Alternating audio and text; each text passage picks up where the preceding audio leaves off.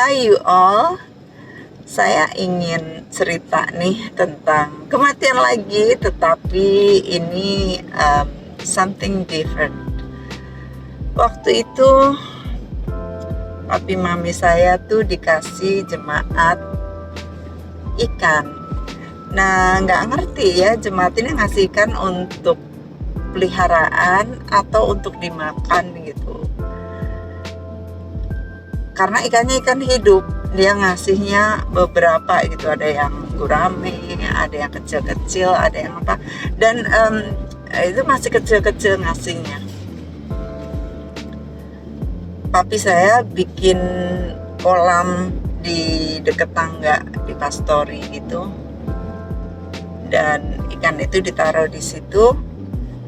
Papi saya ini suka ngasih makan ikan itu lucu.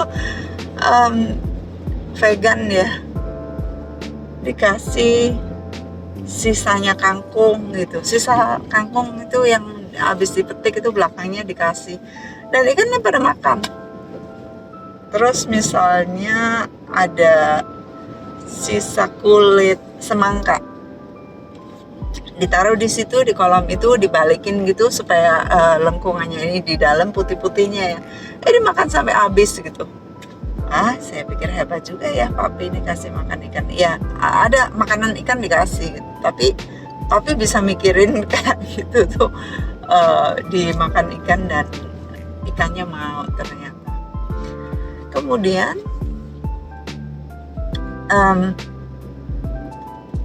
saya inget ya, yang satu ini gurame ini bisa bertahan bertahun-tahun. Papi suka bersihin itu, kuras kolamnya, dan kalau nguras kolam itu pakai selang ya, selang disedot dulu supaya kepancing gitu.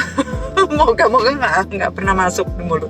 Kotorannya itu di selang itu set gitu, terus dibuang kotorannya. Nah, terus papi saya bilang gini, kamu ini ya nya banyak tuh, nya tuh gitu.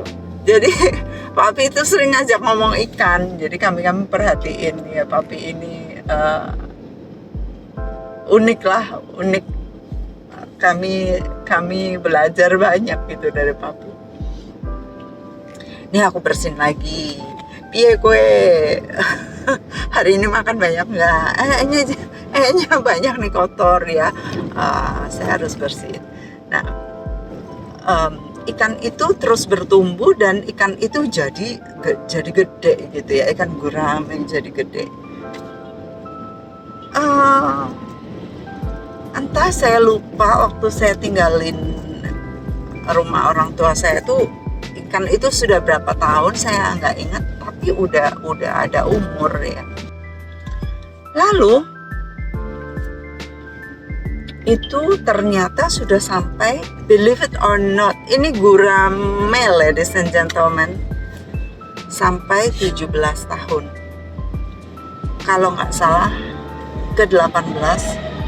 Kemudian Solo banjirnya gede banget, kalau nggak salah tahun 2007, banjirnya gede banget sampai tetangga itu tinggal atap aja, banjirnya tuh di rumah sampai nutup rumah, tinggal atap kecil gitu. Nah, rumah dan gereja, tapi mami ini tingkat sehingga bawahnya kena, mereka tinggal di atas. Dan waktu itu adik saya, istrinya dan anak-anaknya dijemput sama perahu SAR ya. Tapi papi mami bilang enggak, saya tetap di sini. Papi nggak mau, papi mami tetap jaga kandang.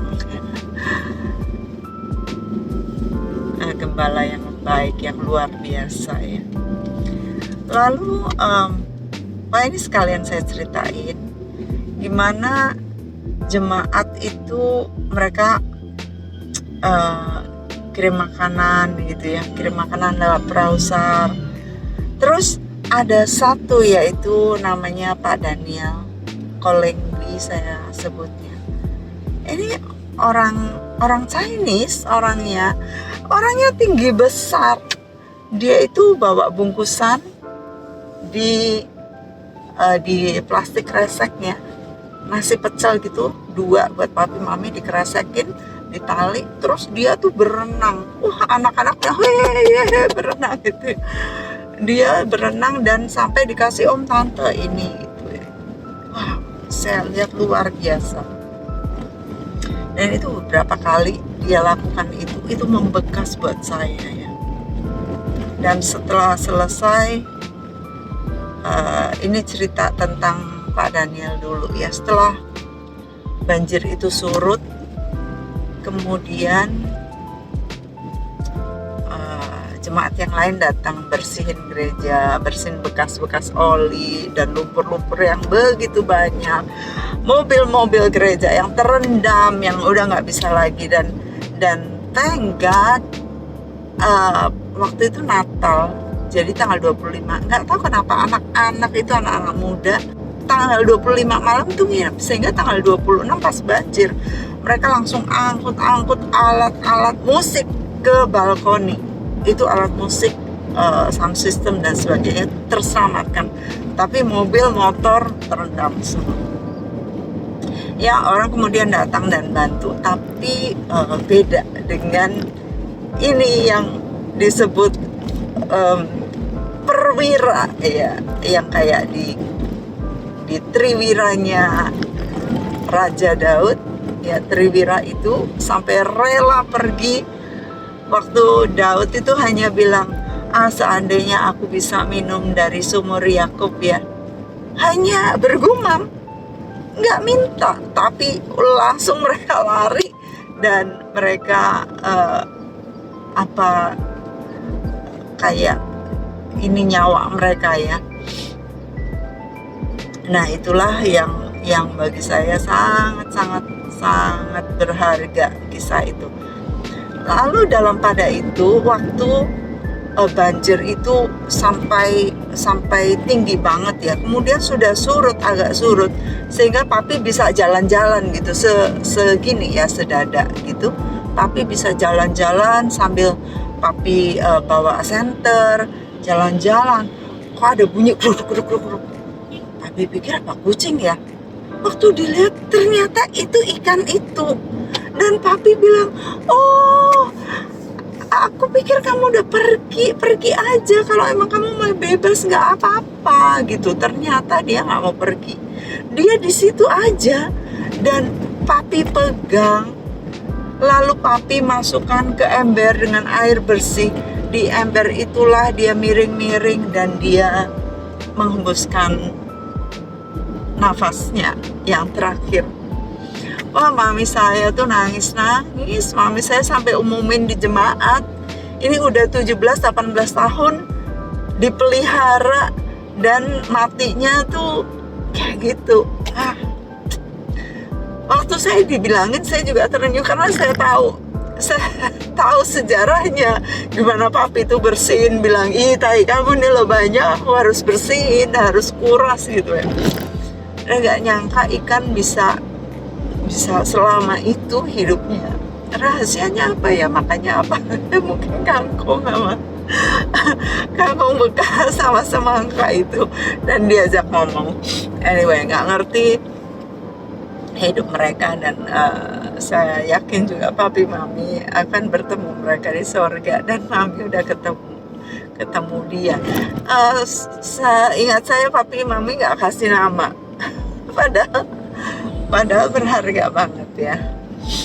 Anyway, that's what I want to share with you about even fish. Ya, begitu berharganya, dan mereka banyak yang menanti kita saat mati ya. Joy waktu itu menanti, tetapi sudah nggak kuat. Dan sore itu harusnya kami datang, biasanya sore datang, tetapi karena klinik itu minggu itu nggak boleh datang, pagi itu kami udah maksain datang. Dan that's our last memory with Joy ketika dia hidup.